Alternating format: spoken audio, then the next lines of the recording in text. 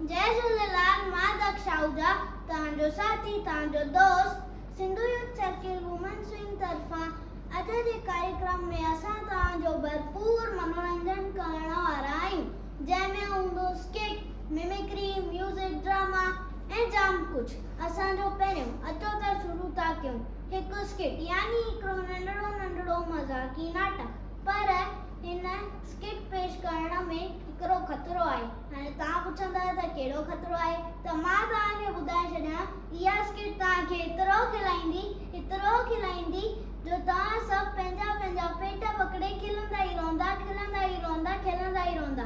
पर ध्यानु रखिजो, पंहिंजो पेट पकड़िजो, पासे वारे जो न पकड़िजो।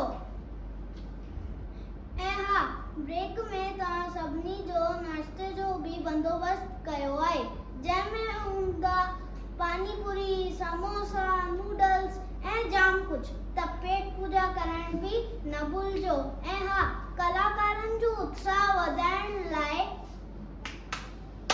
तारियूं वॼाइण बि न भुलिजो, जीअं उन्हनि जो उत्साह वधे ऐं उहे अञा सुठो परफॉर्मेंस ॾेई सघनि।